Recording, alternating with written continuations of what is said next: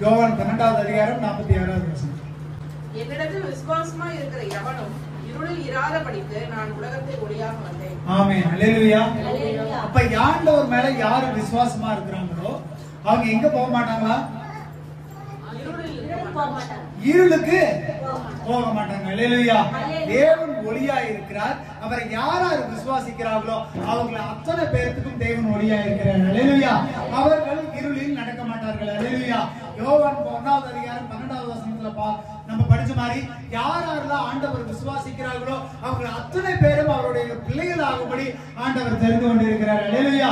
அப்ப யோவான் 1வது அதிகாரத்துல நம்ம படிக்கிறோம், அநேக வார்த்தைகளை நம்ம தியானிக்கிறோம். ஆதியில வார்த்தை இருந்தது, அந்த வார்த்தை தேவனோடு இருந்தது, அந்த வார்த்தை தேவனாய் இருந்ததுன்னு. அவர் ஆதியில இருந்தார், அவர் தேவனோடு இருந்தார், அவர் ஒளியா இருந்தார், அவர் ஜீவனாய் இருந்தார், அவர் மூலியமாய் சகலமும் உண்டாயிடுச்சுன்னு சொன்னாங்க. அந்த சகலமும் உண்டாக்கின அவர் ஒளியானவர். யோவான் சொல்லும்போது சொல்றாரு, நான் அந்த ஒளி அல்ல, ஒளியை குறிச்சு சாட்சி கொடுக்க வந்தேங்கிறார். அப்ப ஆண்டவராக இயேசு கிறிஸ்து இப்ப வந்தவர் அல்ல, அவர் ஆதியிலே வந்து நம்மை சிருஷ்டித்து வானத்தையும் பூமியும் உண்டாக்கி சிருஷ்டித்தவர் ஆண்டவராக இயேசு கிறிஸ்து. அல்லேலூயா. அவரே வழி, அவரே சத்தியம், அவரே ஜீவன், அவரெல்லாம் நித்திய ஜீவனுக்குள்ள பிரவேசிக்க முடியும். அவர் ஆதியிலே இருந்தவர். அல்லேலூயா. அவர் மூலியமா தான் சகலம் உண்டாயிற்று. அல்லேலூயா. அப்பேற்பட்ட ஒளியாகிய ஆண்டவர் பூமிக்கு வந்தார். ஆனா மக்கள் அவரை ஏற்றுக்கொள்ளல. இருந்தாலும் இந்த இடத்துல சொல்லப்படும் பொழுது சொல்றாரு, யோவான் 1:12, யாரெல்லாம் என்னை விசுவாசிக்கிறீங்களோ அவங்களா நான் உங்களை பிள்ளைகளா மாற்றிக்கிட்டேன். என்னை நம்பி விசுவாசிக்கிறவர்கள் இருளில. அல்லேலூயா.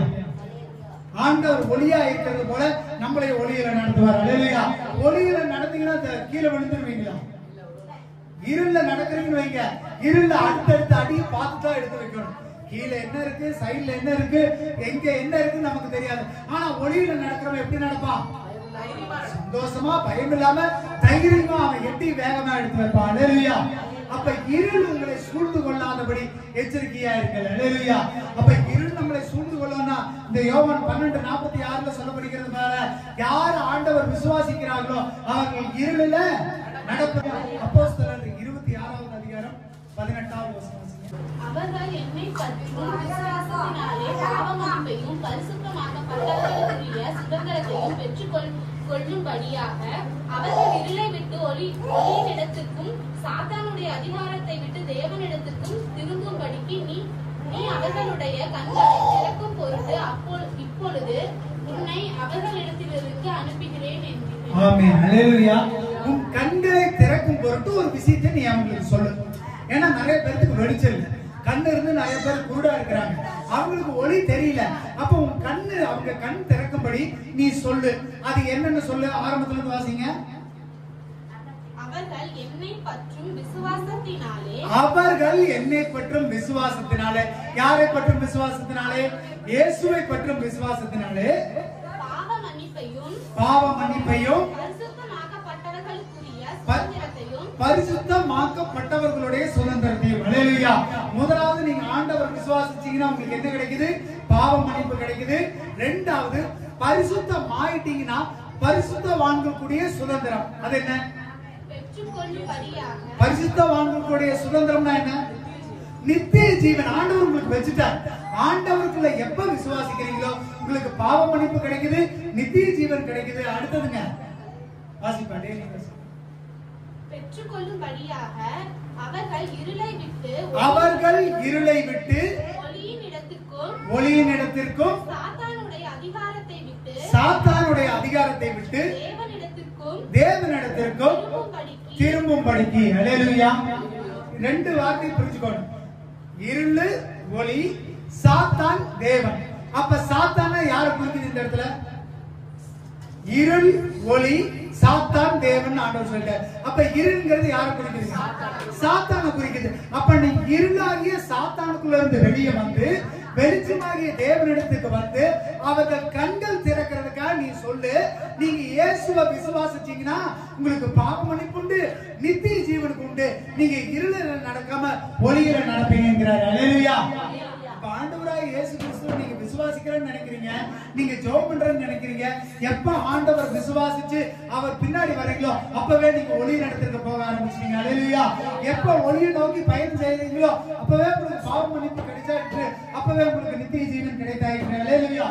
ரோமர் 13வது அதிகாரம் 12வது வசனம். இரவு சென்று போயிற்று, பகல் சமீபமாயிற்று. ஆகையால் அந்தகாரத்தின் கிரியைகளை நாம் தள்ளிவிட்டு ஒளியின் ஆயுதங்களை தரித்துக் கொள்ள கடவோம். ஆமென். அல்லேலூயா. என்ன ஆயிடுச்சுங்களாமா? நைட் ஆரம்பிக்க போதுங்க. நம்ம சொல்லுவோம் இல்லையா, எப்ப மணி 6 மணி ஆச்சுன்னா என்ன பண்ண? லைட் போடு. இப்ப இருள் ஆக ஆரம்பிச்சிருச்சு. அதனால நீங்க என்ன பண்ண தயாராக இருக்கீங்கன்னு சொல்லப்படுகிறது. ஒளியின் ஆயுதங்களை தரித்துக் கொள்வோம். அல்லேலூயா. அப்படின்னா என்னங்க? ஒளியின் ஆயுதங்கள்னா என்னது? இப்ப இருட்டுக்குள்ள ஒரு இடத்துக்கு போறீங்க, அப்ப உங்க கையில கட்டா என்ன இருக்கணுங்க? டார்ச் லைட் வேணும். அப்புறம் வேற என்ன வேணும்? இருட்டுக்குள்ள போறீங்க, முதலாவது டார்ச் வேணும். வேற என்ன வேணும்? கையில ஒரு குச்சி வேணும். வேற என்ன வேணும்? தைரியம் வேணும். அப்புறம் என்ன வேணும்? கால்ல செருப்பு வேணும். அப்புறம் வேற என்ன வேணும்? மனசுல பயம் இல்லாம இருக்கணும். ரொம்ப தூரம் போறனா தண்ணி வேணும், சாப்பாடு வேணும். அப்போ நீ ஒரு இடத்துக்கு இருளுக்குள்ள போறீங்கன்னா எத்தனையோ விஷயங்களை தயார் பண்ற இல்லையா? அப்ப ஆண்டவர் இந்த இடத்துல சொல்றாரு, அந்த வசனத்தை திரும்ப வாசிங்க. இரவு சென்று போயிற்று, பகல் சமீபமாயிற்று. ஆகையால் அந்தகாரத்தின் கிரியைகளை தள்ளிவிட்டு ஒளியின் ஆயுதங்களை தரித்துக் கொள்ள வேண்டும். அல்லேலூயா. உங்களுக்கு வெடிய போது, அதாவது வெளிச்சம் வரப்போது, நீங்க இருளுக்குள்ள இருக்கிறீங்க. நீங்க இந்த இருள்ல இருந்து பாதுகாக்கப்படுறதுக்கு நீங்க சீக்கிரம் ஒளியின் ஆயுதத்தை, அப்ப ஒளியின் ஆயுதத்தை தரித்துக் கொள்ளுங்கள். அப்படின்னா அது என்ன? ஒளிங்கிறது யாரு? ஒளிங்கிறது யாரு? இன்னையும் நம்ம தேவன் சொல்லிட்டு கூடாது, தெளிவா சொல்லணும். இயேசுனாலே அவர் தேவன் தான். அல்லேலூயா. அப்ப இயேசுவை தரித்துக் கொள்ளுங்கள். இயேசுவை தரித்துக் கொள்றதுன்னா என்ன? இதுக்கு முன்னாடி நம்ம படிச்சுக்கிறோம், அவருடைய வார்த்தையை தியானிக்கணும், அவர் மேல் விசுவாசம் உள்ளவர்களா இருக்கணும். அப்ப இயேசுவை நீங்க எப்ப விசுவாசிக்கிறீங்களோ அப்பவே ஒளியின் ஆயுதத்தை நீங்க தரித்துக்கிட்டீங்க. அது இன்னும் உங்களுக்கு புரியுற மாதிரி சொல்லணும்னா 1 யோவான் 1வது அதிகாரம் 5வது வசனத்திலிருந்து 7வது வசனம். ஒளியாய் இருக்கிறார், அவரின் அவ்வளவேனும் இருள் இல்லை. இது நாங்கள் அவரிடத்தில் கேட்டு உங்களுக்கு அறிவிக்கிற விசேஷமா இருக்கிறது. நாம் அவரோடு ஐக்கியப்பட்டவர்கள் என்று சொல்லியும் இருளிலே நடக்கிறவர்களாய் இருந்தால் சத்தியத்தின்படி நடவாமல் பொய் சொல்லுகிறவர்களா இருப்போம். அவர் ஒளியில் இருக்கிறது போல நாமும் ஒளியிலே நடந்தால் ஒருவரோடொருவர் ஐக்கியப்பட்டிருப்போம். அவருடைய குமாரனாகிய இயேசு கிறிஸ்துவின் ரத்தம் சகல பாவங்களையும் நீக்கி நம்மை சுத்திகரிக்கும். அல்லேலூயா. என்ன நடக்குது பாருங்க. யோவான்ல அந்த 5வது வசனத்திலிருந்து 7வது வசனம் வரைக்கும் வாசிக்கும் பொழுது இந்த இடத்துல சொல்லப்படுகிறது, தேவன் ஒளியா இருக்கிறாரு. அந்த ஒளியில கொஞ்சம் கூட இருளே இல்லப்பா. ஒரு நல்ல வெளிச்சத்துல எந்த இடத்துலயும் மாசே இல்லை. அப்போ ஆண்டவர் ஒளியா இருக்கிறாரு. நீங்க ஆண்டவர் விசுவாசிக்கிறேன்னு சொல்றீங்க, ஆனா உங்களுக்கு ஒளி இல்லைன்னா நீங்க போய் சொல்றீங்களா இருக்காங்க. அப்போ ஒளியில நடக்கிறவங்களுக்கு இருள் இல்ல. அப்ப நீங்க எப்பேற்பட்டவங்களா இருக்கணும்? ஒளியில நடக்கிறவங்களா இருக்கணும். அந்த வசனத்தை திரும்ப வாசிங்க. 5வது வசனத்துல இருந்து, தேவன் ஒளியா இருக்கிறார், அவரில் எவ்வளவு வேணும் என்ன இல்லைங்களா? அப்ப அவருடைய இருளே இல்லைன்னா ஆண்டவரை நீங்க விசுவாசிக்கிறீங்க, ஆண்டவர் ஒளியா இருக்கிறார், ஆண்டவரை நீங்க நம்புறீங்கன்னா உங்களுக்குள்ள என்ன இருக்கக்கூடாது? இப்பொழுது இருள் இருக்கக்கூடாது. அடுத்த வசனம், இது நாங்கள் அவரிடத்தில் கேட்டு உங்களுக்கு அறிவிக்கிற விசேஷமா இருக்கிறது. நாம் அவரோடு ஐக்கியப்பட்டவர்கள் என்று சொல்லியும், அதாவது இயேசுவை நான் விசுவாசிக்கிறேன், இயேசுவை கும்பிடுறேன், அவரோடு இருக்கிறேன்னு நீங்க சொல்லியும் இருளிலே நடக்கிறவர்களா இருந்தாங்க. அல்லேலூயா. அப்படின்னா நீங்க சாத்தானுடைய வேலைகளை செஞ்சுக்கிட்டு, பொய் பேசிக்கிட்டு, ஜெபிக்காம, ஆராதிக்காம, துதிக்காம, உலகத்துக்கு முக்கியத்துவம் கொடுத்துக்கிட்டு நான் ஆண்டவரை நம்புறேன்னு நீங்க சொல்லி அவர் மேல விசுவாசம் இல்லாம இருந்தீங்கன்னு சொன்னா வாசிங்க. நடக்கிறவர்களா இருந்தால் சத்தியத்தின்படி நடவாமல் சத்தியத்தின்படி நடக்காம நீங்க யார எப்படிப்பட்டவங்களா இருக்கிறீங்களா? இயேசுவை கும்பிடுறோம்பா, நான் கிறிஸ்துவம்பா, ஞாயிற்றுக்கிழமை ஆராதனைக்குள்ள போறோம்பா, ஆனா நம்ம முகத்தை பார்த்தாலே ஒரு இருள். முகத்தை பார்த்தாலே வெளிச்சம் இல்ல. நம்ம பூமிக்கு வெளிச்சமா இல்ல. நம்மளை பார்த்து யாரும் ஓடி வரல. நம்ம எப்ப இருள் அடைஞ்சவங்களா இருந்தீங்கன்னா நீங்க பொய் சொல்றவங்களா இருக்கிறீங்கன்னு ஆண்டவர் சொல்றார். 7வது வசனத்தை வாசிங்க. அவர் ஒளியில் இருக்கிறது போல நாமும் ஒளியிலே நடந்தால் ஒருவரோடொருவர் ஐக்கியப்பட்டிருப்போம். அல்லேலூயா. போதுங்க. அல்லேலூயா. அவர் ஒளியில நடக்கிறது போல நம்மளும் ஒளியில நடக்கணும். அப்படின்னு என்ன இந்த இடத்துல சொல்லப்படுகிறது? ஒளியின் வஸ்திரத்தை தரித்திக்கணும்னா எப்படி? ஆண்டவர் தான் பேச்சு, இயேசுதான் என் மூச்சு, இயேசுதான் என் ஜீவன் இருந்தீங்கன்னா மட்டும்தான் ஆண்டவர் ஒளியில இருக்கிறார். அவருக்குள்ள எங்கேயுமே இருள் இல்ல. அவர்கிட்ட நடக்கிறன்னு சொல்ற நம்ம இருள நடக்கிறோம், இருளின் வேலைகளை செய்யறோம்னா நம்ம பொய் சொல்லுகிறவர்களா இருக்கோம். ஆண்டவருடைய பிள்ளைகள் சொல்லி ஒரு பிரயோஜனம் இல்லை. அல்லேலூயா. அப்ப ஆண்டவராய் இயேசு கிறிஸ்துவை நம்ம விசுவாசிக்கிறோம் சொன்னா நிச்சயமா நமக்குள்ள ஒளி இருந்தே ஆகணும். அல்லேலூயா. அந்த ஒளிதான் ஆண்டவராய் இயேசு கிறிஸ்து. அல்லேலூயா. அப்ப எல்லா இருளையும் மாற்றக்கூடிய ஒரே ஒளி இயேசு. அந்த இயேசுவை முழு உள்ளத்தோடு முழு ஆத்மாவோடு நம்ம எப்ப விசுவாசிக்கிறோமோ அப்பதான் நமக்குள்ள அந்த ஒளி வரும். அப்பதான் நம்ம இருட்டுக்குள்ள நடந்தா நம்ம விடாம இருப்போம். அந்த வார்த்தையாகிய ஒளி உங்களுக்கு முன்னாடி சென்றுச்சுன்னு சொன்னா எந்த இருளும் உங்களை ஆட்கொள்ளாது. அல்லேலூயா. 1 பேதுரு 2வது அதிகாரம் 9வது வசனம். நீங்களோ உங்களை அந்தகாரத்தினின்று நம்முடைய ஆச்சரியமான ஒளியிடத்திற்கு வரவழைத்தவருடைய புண்ணியங்களை அறிவிக்கும்படிக்கு தெரிந்து கொள்ளப்பட்ட சந்ததியாயும் ராஜரிக ஆசாரிய கூட்டமாயும் பரிசுத்த ஜாதியாயும் அவருக்கு சொந்தமான ஜனமாயும் இருக்கு. ஆமென். அல்லேலூயா. எத்தனை வார்த்தைகளை எவ்வளவு சூப்பரா சொல்றாரு பாருங்க. நீங்க பரிசுத்த ஜனம், சொந்தமான ஜனம். நீங்க வந்துட்டு என்ன பண்றீங்க? அந்தகாரத்துல இருந்து, அதாவது இருளுக்குள்ள இருந்தீங்க, உங்களை ஆச்சரியமான ஒளியாகிய இயேசுவுக்கு அழைத்து வந்தவருடைய புண்ணியங்களை போய் அறிவீங்க. நீங்க ஒளியா இருந்தீங்கன்னா உங்களை பார்க்கறவங்க ரட்சிக்கப்பட்டு உங்க ஒளிக்கு வருவாங்க. எப்படி ஆண்டவர் தெரிஞ்சு கொள்வாங்க? ஆண்டவர் சொல்றாரு, நீங்க ஒரு காலத்துல அந்தகாரத்துல இருந்தீங்கப்பா, இருளுக்குள்ள இருந்தீங்கப்பா, உங்களை எல்லாம் ஆச்சரியமான ஒளிக்கு நான் கூட்டிட்டு வந்துட்டேன். அந்த ஒளி என் வாழ்க்கையில நல்லது செஞ்சது. அந்த ஒளி நான் பிரகாசிக்க வழியா இருந்தது. அந்த ஒளியினால நான் ஜீவன் பெற்றேன். அந்த ஒளியை பார்க்கிற நீங்க என்னோட புண்ணியங்களை பாருங்க. ஆண்டவர் இப்படி செஞ்சாருங்க, ஆண்டவர் எனக்கு அதை செஞ்சாருங்க, ஆண்டவர் எனக்கு இதை செஞ்சாருன்னு நீங்க போய் சொல்லும் பொழுது மற்றவர்கள் ரசிக்கப்பட்டு ஆண்டவருடைய சமூகத்துக்கு வருவார்கள். அல்லேலூயா. ஆனாலும் நிறைய நேரங்கள்ல அந்த ஒளியை குறித்து நம்மளால சாட்சி சொல்ல முடியுது. காரணம் என்ன தெரியுங்களா? கீழே வாசிக்க யோவான் 3வது அதிகாரம் 19வது வசனத்துல இருந்து 21வது வசனம் வரைக்கும் வாசிங்க. ஒளியானது உலகத்திலே வந்திருந்தோம். ஒளியானது உலகத்திலே வந்திருந்தோம். என்ன இந்த வார்த்தைக்கு அர்த்தம் என்ன சொல்லுங்க? இயேசு கிறிஸ்து உலகத்துல இயேசுவுக்கு உலகத்துக்கு வந்திருந்தோம். மனுஷனுடைய கிரியைகள் பொல்லாதவைகளா இருக்கிறபடியால் அவர்கள் ஒளியை பார்க்கிலும் இருளை விரும்புகிறதே ஆக்கினை தீர்ப்புக்கு காரணம். ஏப்பா நீ நரகத்துக்கு போற அப்படின்னா என்ன காரணம்னா, ஆண்டவர் பூமிக்கு ஒளியா வந்தார். ஆனா நமக்கு என்ன புடிச்சு போச்சா? ஒளியை காட்டிலும் இருளு புடிச்சதுனால அந்த ஒரே காரணத்தினாலதான் நம்ம எங்க போறோமா? ஆண்டவர் நித்திய ஜீவனுக்கு யாரையும் அழைச்சிட்டு போக மாட்டோம்னு சொல்லலைங்க. ஆண்டவர் பூமிக்கு வந்துட்டார், ஆண்டவர் ஒளியை கொடுத்துட்டாரு. அந்த காலத்துல இருந்து நம்மளை எடுத்துட்டு வந்து நமக்கு ஒளியா கொடுத்துட்டாரு. ஆனாலும் நம்ம ஒளியை பிடிக்காம நம்ம பாவத்தை செஞ்சுக்கிட்டு இருளுக்கு போறதுனால நமக்கு ஆக்கினை தீர்ப்பு வருது. அல்லேலூயா. அடுத்த வசனத்தை வாசிங்க. 20வது வசனம் வாசிங்க. பொல்லாங்கு செய்கிற எவனும் ஒளியை பயக்கிறான். அல்லேலூயா. தப்பு செய்யறவனுக்கு வந்துட்டு நல்லவனை பார்த்தா பிடிக்குமா? பிடிக்குங்களா? சாத்தானுக்கு வந்துட்டு நம்ம ஜெபிக்கிறதா ஆராதிக்கிறதா பிடிக்குமா? நல்லா ஜெபம் பண்றானே, நல்லா பாடுறானே, இரு வாழ்க்கையில லைட்டா ஒரு சின்ன பிரச்சனை கொடுத்துட்டாங்க. தன் கிரியைகளை நல்லா வாசிக்கணும். கண்டிக்கப்படாதபடிக்கு ஒளியினிடத்தில் வராதிருக்கிறான்.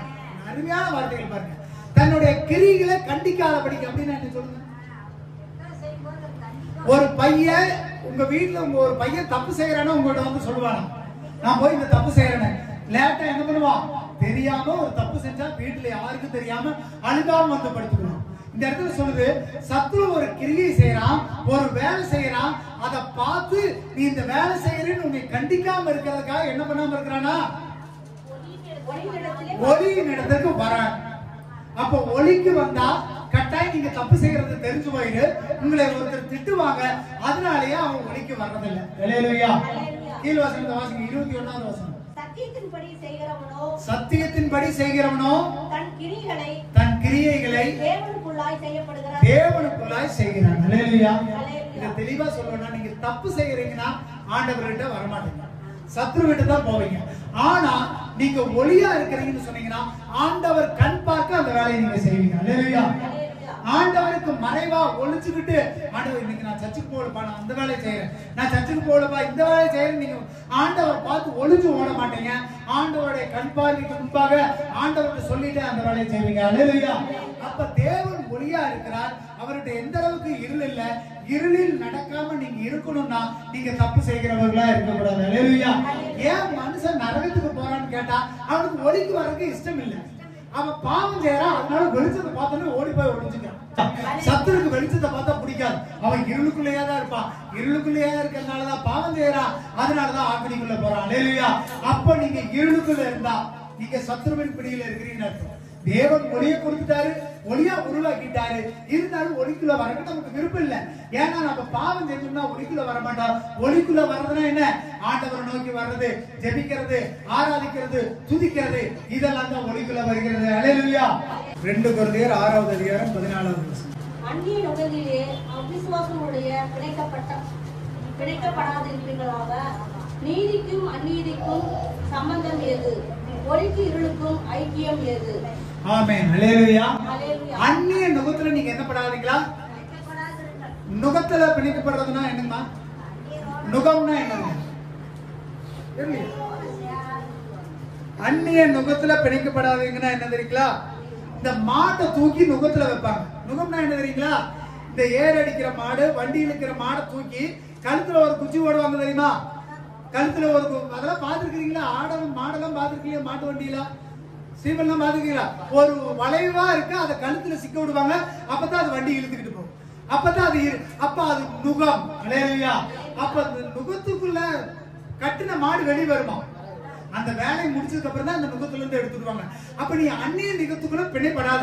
அப்ப உனக்கு தேவையில்லாததுக்குள்ள கொண்டு தலையை விட்டு சிக்கிக்காத உன்னால வர முடியாது. கீழே வாசிங்க. நீதிக்கும் அநீதிக்கும் சம்பந்தம் இருக்கான்னு கேக்குறேன். இருக்குங்களா? தப்புக்கு நன்மைக்கு ஏதாவது ஒற்றுமை இருக்குதா? இல்ல. கீழே வாசிங்க. ஒளிக்கும் இருளுக்கும் ஐக்கியம். அல்லேலூயா. நீங்க ஒளியா இருக்கிறீங்கன்னா இருள் பக்கம் போகாதீங்க. இருள்னா என்னது? பாவம் செய்யறது, தப்பு செய்யறது, ஆண்டவருக்கு பிரியமில்லாத விஷயத்தை செய்யறது, ஆண்டவர் விட்டு விலகி போறது, ஆண்டவர் தேடாம, ஜெபிக்காம, ஆராதிக்காம, துதிக்காம இருக்கிறது எல்லாமே இருளுக்குள்ள தள்ளிட்டு போயிருக்கு. ஆண்டவர் கொடுக்கிற நேரத்தை விட்டுட்டு மத்த இடத்துக்கு கொடுத்தீங்கன்னா அது நீங்க இருளுக்குள்ள இருக்கிறதா தான் அர்த்தம். நீங்க வெளிச்சத்துல இருக்கிறன்னு நினைக்காதீங்க. ஏன்னா அந்த இடத்துல சொல்லப்படுகிறது, பாவம் செய்கிற எவனும் இருளுக்குள்ளதான் இருக்கிறான், பாவத்தை விரும்புகிற எவனும் இருளுக்குள்ளதான் இருக்கிறான், அவன் ஆண்டவர்கிட்ட வர்றது பிரியம் இல்ல. அப்ப நீங்க ஆண்டவர்கிட்ட வரலன்னு சொன்னா நீங்க இருளத்தான் நேசிக்கிறீங்க, சத்துரு பின்னாடிதான் போக போறீங்க, அதனால நீங்க ஆக்கினி தீர்ப்படைவீர்கள் ஆண்டவர் சொல்றாரு. அல்லேலூயா. அப்ப தேவன் ஒளியா இருக்கிறார், ஒளியில எந்த அளவு இருள் கிடையாது. அப்ப ஆண்டவராய் இயேசு கிறிஸ்து நமக்குள்ள இருக்கிறாருன்னு சொன்னா நம்ம எப்பேற்பட்டவர்களா இருக்கணுங்க? நம்ம எப்பேற்பட்டவர்களா இருக்கணும்? ஒளி வீசுகிறவர்களா இருக்கணும். அல்லேலூயா. ஆண்டவர் சொல்லுகிறார், நீங்க பூமிக்கு ஒளியா இருக்கிறீர்கள் சொல்லி. அல்லேலூயா. அப்ப நம்ம ஒளியா இருந்தா தான் ஏசாயா 60வது அதிகாரத்துல 1ஆம் வசனம், 2ஆம் வசனம், 3ஆம் வசனம் சொல்லப்படுகிறது, எழுப்பி பிரகாசி, ஒளி உன்னிடத்தில் வந்தது, உன் ஒளியை பார்த்து ராஜாக்கள் பிரபுக்கள் உன்னிடத்துல வருவாங்கன்னு சொன்னா உங்களுக்குள்ள ஒளி இருந்தா தான் வருவாங்க. உங்களுக்குள்ள இருள் இருந்தா வருவாங்களா? எங்க ஆண்டவராய் இயேசு கிறிஸ்துக்குள்ள ஜீவன் இருந்தது, ஒளி இருந்தது. எப்ப ஜீவ ஆத்மாவை, ஜீவ சுவாசத்தை உங்களுக்குள்ள ஊதினாரோ அப்பவே நீங்க ஜீவ ஆத்மாவாயி ஜீவ ஒளி உங்களுக்குள்ள வந்தாயிட்டு. அந்த ஒளி இருக்கிறது, நீங்க ஒளி பிரகாசிக்கணும். அந்த ஒளியை நீங்க பிரகாசிச்சா மட்டும்தான் மற்றவர்கள் உங்களை தேடி ஓடி வருவாங்க, ஆண்டவருடைய நாமம் மகிமைப்படும். அல்லேலூயா. அப்ப நீங்க இருளுக்குள்ள இருந்தீங்கன்னா, ஆண்டவரை தேடாம இருந்தீங்கன்னா, ஜெபிக்காம, ஆராதிக்காம, துதிக்காம இருந்தீங்கன்னா நீங்க ஆண்டவருக்கு பிரியமில்லாத வேலை செய்யறீங்கன்னு அர்த்தம். அது கடைசியா உங்களை இழுத்துக்கிட்டு எங்கதான் கூட்டிட்டு போகும்? அந்தகார இருள் தான் உங்களை எங்க இழுத்துக்கிட்டு போகும்? கடைசியா ஆக்கினி தீர்ப்புக்கு, நரகத்துக்கு இழுத்துட்டு போயிடுச்சு. அல்லேலூயா. தேவன் ஒளியை கொடுத்துட்டாருங்க. அந்த ஒளியில நடக்கிறவன் என்னைக்கு இடர மாட்டான், ஒளியில நடக்கிறவன் என்னைக்கு விலக மாட்டான். ஒளியில நடக்கிறவன் தைரியத்தோட நடப்பான். இயேசுக்குள்ள நடக்கிற நீங்களும் தைரியத்தோட நடக்கணும். அப்ப என்ன பண்ணணும்? இயேசுவை எந்த சூழ்நிலையிலும் விடக்கூடாது அப்படின்னா என்ன? இயேசுவை எந்த சூழ்நிலையிலும் விடக்கூடாதுன்னா என்ன? ஜெபிக்கணும், ஆராதிக்கணும், துதிக்கணும், நாளுக்கு நாள் நம்மளை உருவாக்கணும். நீங்க சபைக்கு வாங்கினா வரணும், ஜெபிக்கணும்னா ஜெபிக்கணும்.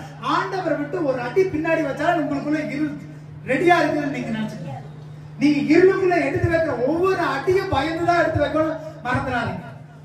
கால் தடுமாறுச்சுன்னா பாதாளம் தான். எத்தனையோ பார்த்து வாழ்க்கை சீரழிஞ்சுக்கிட்டு இருக்கு. காரணம் என்ன தெரியுமா? அவங்க அடுத்த படி ஒரு காலை வெளிச்சத்திலையும் ஒரு காலை இருள வச்சு பலிக்கு விழுந்துட்டீங்க. தூக்க முடியாதுங்க. தேவன் ஒளியா இருக்கிறார். ஒளியில நடக்கிற நீங்களும் ஒளியா தான் இருக்கணும். அல்லேலூயா. போன டைம் நம்ம சொல்லும் போது நீங்க ஆண்டவருக்குள்ள சாயலா இருக்கிறீங்க. நீ எப்படி இருக்கணும்னு சொன்ன? அன்பா இருக்கணும்னு சொன்ன, நேர்மையா வாழணும்னு சொன்ன, பரிசுத்தமாய் வாழணும்னு சொன்ன. அதே மாதிரி தேவன் உங்களுக்குள்ள இருக்கிறார். நீங்க கிறிஸ்தவர்கள் சொன்னா நட உட பாவன பேச்சுல இல்ல, நீங்க கிறிஸ்தவர்களா வாழ்ந்து காட்டணும். உங்களுடைய ஒளி மற்றவர்களை பிரகாசிக்க பண்ணி அந்த வழியில நீங்க மற்றவர்கள் நடந்து வரணும். அல்லேலூயா. உங்களுக்குள்ள ஒளி மங்காம பார்த்து கொள்ளணும்னா ஜெபிக்கிறது மட்டும் தான் வேலை. அதான் ஆண்டவருடைய சமூகத்துக்கு ஓடி வரணும். அப்பெல்லாம் ஜெபம் இருக்குதோ, எப்பத்துக்கு சும்மா ஆராதனை ஜெபம் எதுக்கு வச்சுக்கிட்டே இருக்கிறோம்? அந்த ஒளிக்கு எப்படியாவது ஓடிவாங்க. நீங்க ஒளிக்குள்ள வர வர உங்களுடைய இருள் மாறிக்கிட்டே இருக்கு. எல்லாத்துக்கும் ஆசை இருக்குங்க, எல்லாத்துக்கும் ஒரு ஏக்கம் இருக்குங்க. எனக்கும் ரொம்ப ஆசை இருக்குது. ஞாயிற்றுக்கிழமை நாள்ல என்னோட ஃப்ரெண்டு சொல்லுவாங்க, காலேஜ் போகும்போது, ஞாயிற்றுக்கிழமை நாள் நீங்க என்ன பண்ணுவீங்கன்னு நான் கேட்டேன். ஞாயிற்றுக்கிழமை காலையில ஒரு 8 மணிக்கே போய் நல்லா ஆட்டுக்குடல் வாங்கிட்டு வந்து நல்லா கழுவி சுத்தம் பண்ணி நல்லா மசாலா போட்டு குழம்பு வந்து நல்லா புசு புசுன்னு இட்லி சுட்டு அந்த இட்லி நடுவோட ஓட்ட போட்டுக்கணுங்க. அந்த இட்லிக்குள்ள அப்படியே அந்த குழம்போட சேர்த்து அந்த ஆட்டுக்கறி குடலை போட்டு அப்படி பிச்சு சாப்பிட்டா அமிர்தமா இருக்கு. நமக்கு கேட்கும் பொழுதே எப்படி இருக்குன்றத ஞாயிற்றுக்கிழமை காலையில அப்படி ஒரு 8:30 மணிக்கு சாப்பிட்டா அடடா எப்படி இருக்கு? சூப்பரா இருக்கு. எப்படின்னா இருக்கு ஆட்டுக்குள்ள எப்படி இருக்கு? அங்க சாப்பிட்டீங்களா? அதுவே இட்லிக்குள்ள ஊற வச்சு சாப்பிட்டா எப்படி இருக்கு? அது ஞாயிற்றுக்கிழமை ரெஸ்ட் எடுத்து வாரம் ஃபுல்லா வேலை செஞ்சு காலையில பொசு பொசு பொசுன்னு இட்லியில நடுவாண்ட ஒரு ஓட்டையை போட்டு குடலோட குழம்பு ஊத்தி குடிச்சு சாப்பிட்டா சரி. அப்படியே நேரம் தாண்டிக்கிட்டே போகுது. ஒரு 12:30 மணிக்கு நல்லா பாய் விரிச்சு போட்டு உட்காந்து தலைவாழை இலையை தட்டி நல்லா எல்லா ஆட்டுக்கறியா நல்ல குழம்பு வச்சு எனக்கு பல வருஷம் கேட்டுக்க. ஏன் தலைவாழை இலையில அப்படியே மல்லிப்பூ சாப்பாட்டை போட்டு அப்படியே குழம்பு ஊத்தி கொலைச்சு அடிச்சா எவ்வளவு ருசியா இருக்கும். நல்லா சாப்பிட்டு முடிச்சுட்டு ஒரு 2 மணிக்கு நல்ல ஒரு தூக்கம் போட்டு 4 மணிக்கு எந்திரிச்சா அந்த ஞாயிற்றுக்கிழமை எப்படி இருக்குங்க? உண்மையா இருக்கு. அப்படித்தான் நான் ஒவ்வொரு நாளும் நினைக்கிறேன். ஆனா எங்க வீட்டுல கிடைக்கிறது என்ன தெரியுங்களா? எல்லா வாரமும் பாசிப்பயிர் குழம்பு தான் கிடைக்கும், ஆரி பொண்ணு சோறு தான் கிடைக்குது. தப்பி தவறி காலையில நேற்று பழைய சாப்பாடு இட்லி வாங்கிட்டு வந்துருவோம் சனிக்கிழமை. அந்த இட்லி 4 வேணுமே எச்சா வாங்கிட்டு வருவேன். எதுக்கு? ஞாயிற்றுக்கிழமை காலையில மிஞ்சி போனத அரச பறக்க செஞ்சு சாப்பிடுவோம். அதனால கஷ்டப்படாதீங்க, சந்தோஷப்படுங்க. ஏன்னா ஆண்டவர் நம்மளை பார்த்துட்டு இருக்கிறார். அல்லேலூயா. உங்களுக்கு ஒரு சூத்திரம் சொல்லித்தர கேளுங்க. அதாவது ஒரு ஃபார்முலா சொல்லித்தர, மந்திரம்னு சொல்லுவாங்க தெரியுமா? அதை சொல்லித்தர கேளுங்க. ஃபர்ஸ்ட் சொல்றத கேளுங்க. இங்கிலீஷ்ல தான் சொல்லுவா, அப்புறம் உங்களுக்கு அர்த்தம் சொல்றேன்.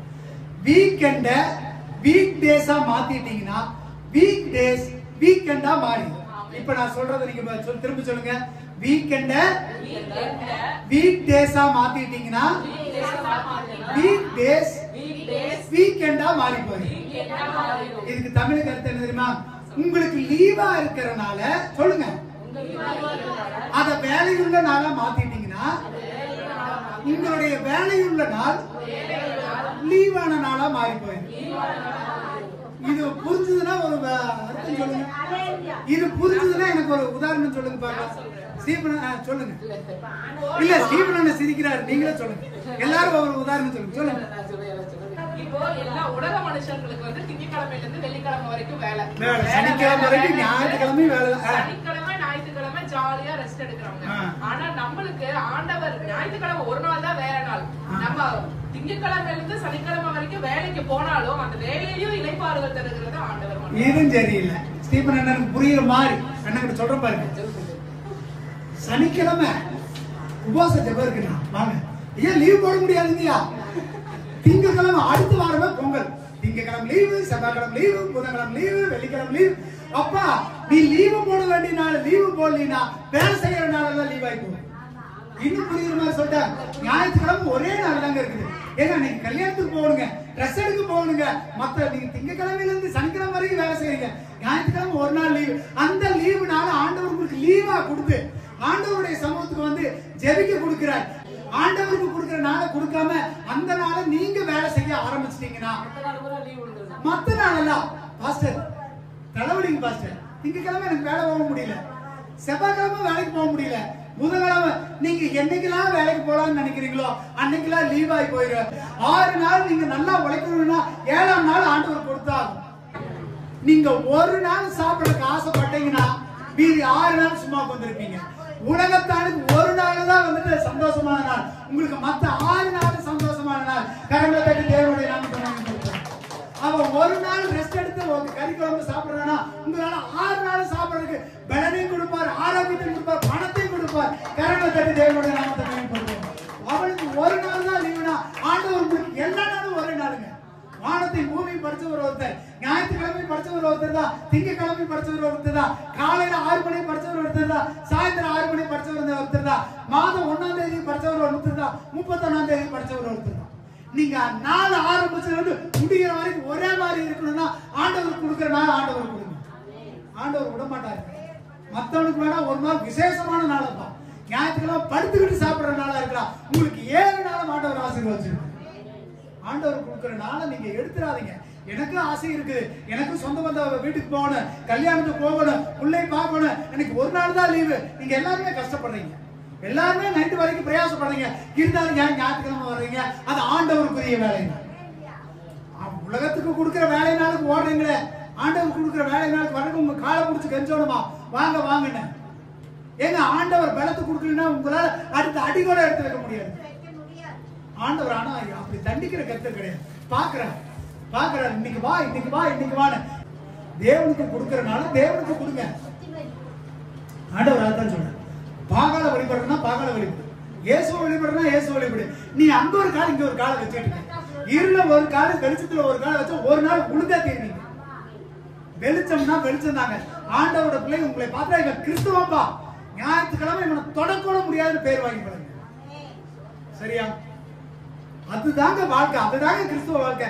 ஆண்டவருடைய சாயலா வாழுங்க அப்படின்னா ஒரு அடையாளத்தை காட்டி ஆகணும். இவன் கிறிஸ்துவ ஞாயிற்றுக்கிழமை நகர மாட்டான்னு பேரை வாங்குங்க. ஆண்டவருடைய சாயலாக்கிறவங்களுக்கு முதபடி அதுதாங்க. 2வது முடிஞ்ச அளவுக்கு ஆண்டவருக்கு எல்லா நேரத்திலும் ஆராதனை வந்துட்டு கலந்துங்க. இது எதுக்கு சொல்றேன்னா, நம்ம ஆண்டவர் உங்களை கை தொட்டு அழைக்கிறார், நீங்க வாங்க அப்படின்னு தான் வந்துடும். நமக்கு ஆசை இருக்கு, நமக்கு பாசம் இருக்கு, நமக்கு நல்லா இருக்குங்க. ஆனாலும் முதலாவது தேவனுடைய ராஜ்யத்தின் நீதியின் தேடுங்கள், பின்பு எல்லாத்தையும் கூட கூட்டிக் கொடுப்பாங்க.